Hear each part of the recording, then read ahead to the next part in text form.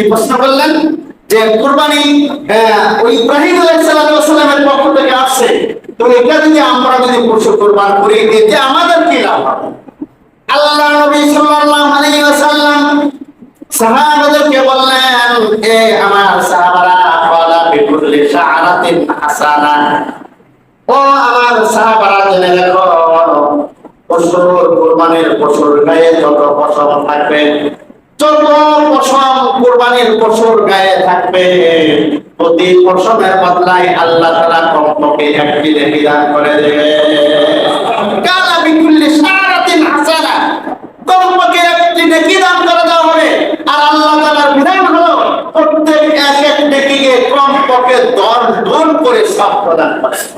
সম্মানিত হাজির, সাহাবাগণ তখন আরো প্রশ্ন করলো, ফামা লানা ফাসুকু ইয়া রাসূলুল্লাহ, বলুন তো দেখি, তাহলে যদি পশম দেয়া যদি আল্লাহ এত নেকি দেয়, তাহলে আমরা যদি ধারা জম্বা যদি দেই তাহলে কি ফয়সালা হবে? সাহাবাগণ চিন্তা করলেন যে ভেড়ার গায়ে তো অনেক পশম, ভেড়ার গায়ে অনেক পশম, যদি আমরা ভেড়া কুরবানি দেই তো কি আল্লাহ তাআলা প্রত্যেক পশমের বিনিময়ে এক এক নেকি করে আল্লাহ আমাদেরকে দান করবে নাকি? আল্লাহ নবী সাল্লাল্লাহু আলাইহি ওয়াসাল্লাম তখন মুস্কিল হয়ে বললেন যে ওয়ালা বিকুল্লি শাআরাতিন মিনাস সুফি হাসানা, হ্যাঁ, ভেড়ার পশুর গায়ের ভিতরে যত পশমই থাকুক না কেন, কুরবান আল্লাহ তাআলা কর্ম যদি করে প্রত্যেক পশমের বদলায় আল্লাহ তাআলা একটি করে নেকি দান করে। সুবহানাল্লাহ। এজন্য মা আয়েশা সিদ্দিকা রাদিয়াল্লাহু তাআলা আনহা থেকে হাদিস বর্ণিত, যারা ইবনে মাজাহ শরীফের ভিতরে আছে, তিরমিজি শরীফের ভিতরে আছে, উভয় জায়গার আখরাজা ইমাম তিরমিজি ও ইবনে মাজাহ রাহিমাহুল্লাহ তারা বর্ণনা করেছেন যে কুরবানির দিনে আল্লাহর সন্তুষ্টির জন্য কুরবানি করার চাইতে ইয়ার চাইতে অধিক আমল আল্লাহ তাআলার কাছে একটাও নাই। সবচেয়ে পছন্দনীয়, সবচেয়ে প্রিয় আমল হলো আল্লাহর জন্য কি করা? কুরবানি করা, কুরবানি। কিন্তু কুরবানি কবুলিয়াতের শর্তের ভিতরে দেখা যায় যে সর্বপ্রথম কুরবানি কবুলের জন্য একটা শর্তের কথা একটু আগে বললাম, সেটা কি হতে হবে? মুত্তাকি হতে হবে। আর আপনার আমার সুপরিচিত, সকল মানুষের পরিচিত একটি ছোট্ট সূরা, সূরাতুল কাউসার, নাম শুনেছেন? ইন্না আতাইনাস সূরা, যেটা আমরা পরিচিত, ইন্না আতাইনাকাল কাউসার, তারপরে ফাসাল্লি লিরাব্বিকা ওয়ানহার ইন্না শানিআকা হুয়াল আবতার। এই যে আয়াত মাঝখানে দ্বিতীয় নম্বর আয়াত, ফাসাল্লি লিরাব্বিকা ওয়ানহার, ওতে আপনি কি করেন? আপনার রবের জন্য সালাত আদায় করেন, ওয়ানহার এবং কুরবানি করেন। এই আয়াতের অর্থ কি? ফাসাল্লি লিরাব্বিকা ওয়ানহার, অতঃপর আপনি কি করেন? আপনার রবের জন্য কি আদায় করেন? সালাত আদায় করেন এবং ওয়ানহার এবং কি করেন? কুরবানি করেন। মুফাসসিরিন কিরাম এই তাফসীরের আয়াতের মধ্যে তাফসীরের ভিতর লিখেছেন, আল্লাহ তাআলা প্রথমে কথা কি বললেন? ফাসাল্লি লিরাব্বিকা, তোমার রবের জন্য কি করো? সালাত আদায় করো, ওয়ানহার এবং কুরবানি করো। এতে দেখা যায় আল্লাহ তাআলা নামাজের কথা কুরবানির আগে বলেছেন না পরে বলেছেন? সবাই একটু বলেন, আগে বলেছেন না পরে বলেছেন? আগে বলেছেন। যদি যেহেতু মুফাসসিরিন কিরাম লিখেছেন ওদের কোন বান্দা, কোন ব্যক্তি, কোন ধনাঢ্য কোন ব্যক্তি, পুরুষ মহিলা, তারা যদি আল্লাহর জন্য যদি কুরবান যদি করে, তার আরেকটা শর্ত তার ব্যক্তি জীবনে ফিট করতে হবে, সেটা হচ্ছে তার নামাজ বলতে হবে। কি বলতে হবে? জোরে বলেন, কি হতে হবে? নামাজি হতে হবে। এই জন্য যারা এরা আমি সামনে আলোচনা আসবে, হয়তো যদি বলে যায় মনে করেন সে বলে দিলেন। এই জন্য আমাদের এই এলাকাতে শরীকানা কুরবানি নাই বললে চলে। এরপরে ফাঁকে ফাঁকে যদি কেউ কখনো শরীকে কুরবানি দেন, তবে কোনোদিন কোনো বেনামাজির সাথে শরীকে কুরবানি দিবেন না। কথা বুঝেন না? আপনি নামাজি, আরেকজন বেনামাজি, করা যাবে না? কুরবানি দেওয়া যাবে না। এটা ব্যক্তি সমাজের যত বড় হারামওয়ালা ব্যক্তি হোক না কেন, তার সাথে কোনো নামাজি ব্যক্তি বেনামাজি ব্যক্তির সাথে কুরবানি দিতে পারবে?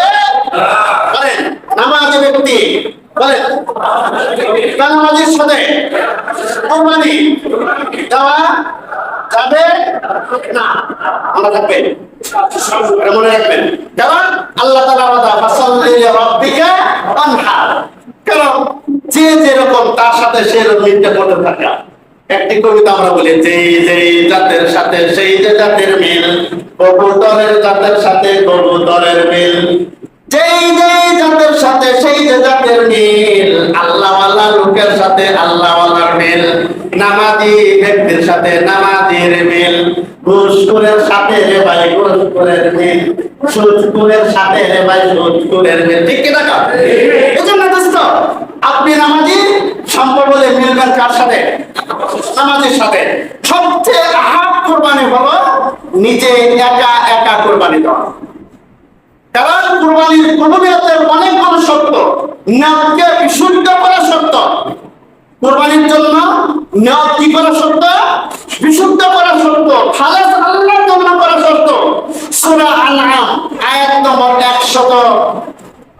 162 আল্লাহ তাআলা বলেছেন, কুল ইন্না সালাতি ওয়া নুসুকি ওয়া মাহইয়ায়া ওয়া মামাতি লিল্লাহি রাব্বিল আলামিন। হে নবী, আপনি বলেন আমার নামাজ, আমার কুরবানি, আমার জীবন, আমার মরণ সবকিছু কার জন্য? আল্লাহর জন্য। যদি আপনি কুরবান আল্লাহর জন্য করা লাগবে। এখন যদি কোন ব্যক্তি তার নিয়তের বিশুদ্ধতা যদি গন্ডগোল করে, যদি অন্য হীন কোন উদ্দেশ্য থেকে থাকে, আপনি কলিজা ছিঁড়ে তো দেখতে পারবেন না, দেখতে পারবেন না। এই মেশিন কি আমাদের কাছে আছে বোঝালি ভাই? নাই, দেখতে পারবো না। ওদের উদ্দেশ্য হলো যদি কোনো ব্যক্তি পার্সোনালি তার নিয়ত যদি খারাপ হয়ে থাকে, সে তার কুরবানি নিয়ে এসে বসে থাকে, তার কুরবানি নষ্ট করলো, কাজটা করলো। কিন্তু আপনার নিয়তটা সহি থাকলো, অথচ আপনি কি আরেকজনের সাথে মিশলেন, এতে করে কি হলো? আপনার কুরবানি নষ্ট হয়ে গেল। এজন্য বড় সার, বড় গরু, বড় বড় হাসি তুম্বা দেওয়া শর্ত নাই। আল্লাহর সন্তুষ্টির জন্য কবুল বলে একটা ছোট্ট 1 বছরের ছাগলই যথেষ্ট। যদি একটা ছাগলওয়ালা কুরবান যদি আপনার কবুল হয়ে যায়, আশা করা যায় এই ছাগলওয়ালা একটা কুরবানি কিয়ামতের দিন আমাদের নাজাতের জন্য যথেষ্ট হয়ে যেতে পারে। ঠিক কিনা বলেন?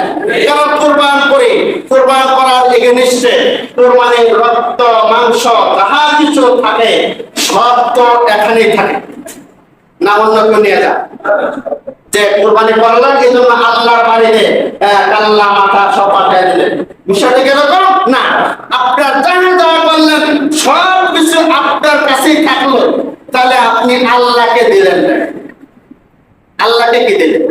এই জন্য কোরআনুল কারীমের সূরা বলেন 37 আয়াতের মধ্যে আল্লাহ তাআলা বলেছেন, লা ইয়ানালাল্লাহা লুহুমুহা ওয়ালা দিমাউহা ওয়ালাকিন ইয়ানালুহুত তাকওয়া মিনকুম।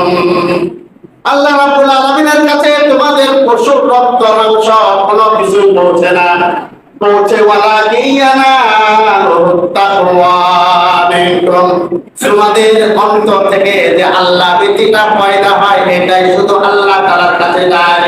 বিপরীত পক্ষে রক্তটা জমিনে পড়ে থাকে, চামড়াটাও জমিনে পড়ে থাকে, মাংসটাকে তোমার ফ্রিজে থাকে, মাংসটা তোমার ফ্রিজে থাকে, চামড়াটা অন্য জায়গায় থাকে, রক্তটা জমিনে পড়ে থাকে, সব কিছু তোমার কাছে। তাহলে তুমি আল্লাহকে দিলা কি? আল্লাহকে ইয়ানালুহুত তাকওয়া, তাকওয়া শুধু দিলা।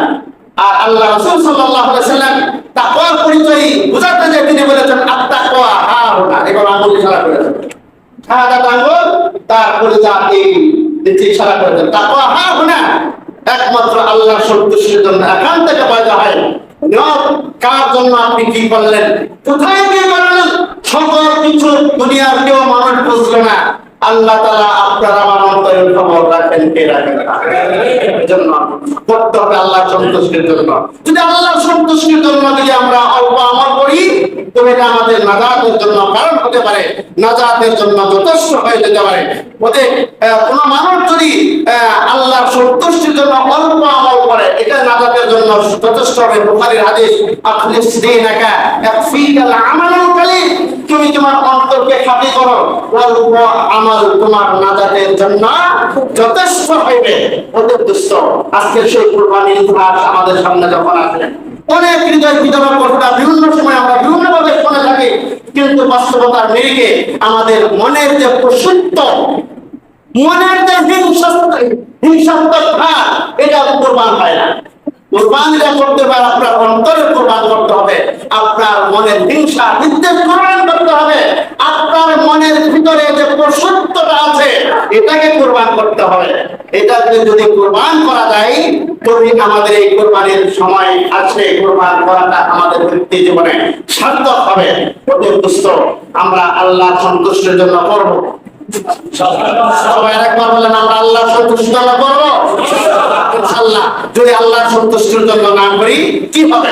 একটা চাষ গল্প অনেক সময় এই কোরবানির সময় আসলে বলে যে এক নেশা পাশের বাড়ি থেকে, তার মামার বাড়ি থেকে গরু চুরি করছে। একসাথে গরু চুরি করবার গরু চুরি করে নিয়ে আসতেছে, রাত্রেবেলায় হাত ধুতে রক্ত ইমাম সাহেব পেয়ে গেছে।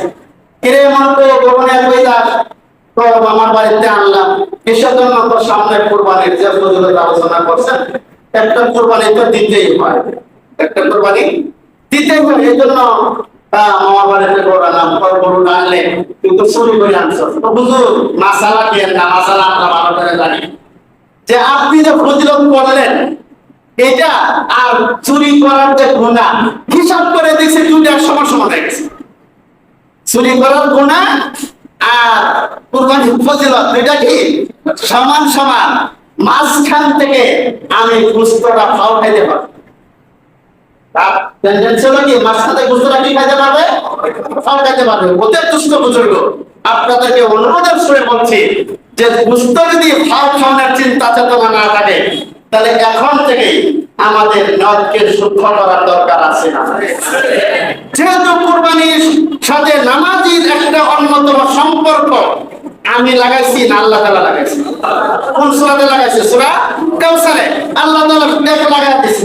যে ফেসবুকে এক ছাড়ে না, একজন আরেকজন ট্যাগ লাগা, বুঝেন? যুবকরা ভালো করে বুঝবে কি সেক্রেটারি সাহেব বুঝেন না ট্যাগ লাগান? আল্লাহ তাআলা সূরা কাউসারের ভিতরে কুরবানির একটা ট্যাগ লাগাই দিয়েছে, যে ট্যাগ লাগাই আল্লাহ তাআলা বলছে ফাসাল্লি লিরাব্বিকা ওয়ানহার। ও কুরবানি দাতা সদস্য, ও কুরবানি দাতা বন্ধু, তুমি বিশাল বড় বড় ষাঁড় কিনে কুরবান করবা, নামাজ পড়বা না, এই জাতীয় ক্ষমতাটা যে কুরবানি আমার আল্লাহ গ্রহণ করবে না। কুরবানি যদি কবুল করাইতে চাও ও দোস্ত, সকল কিছু ছাইরা আগে নামাজে আয়েশা মসজিদের নামাজের কাতারে দাঁড়াও, নামাজের কাতারে দাঁড়াও। দাঁড়াইয়া ছোট্ট দুম্বা, ছোট্ট একটা আটনা খাসি, ছোট্ট একটা ছাগি কুরবান করো, কবুল করে নেবেন কে? আরেকবার জোরে বলুন, কবুল করে নেবেন কে? সেই আল্লাহর জন্য আমরা নামাজ কুরবানি করতে রাজি আছি, এটি আমি কথা বলছি। লিল্লাহি তাকবীর।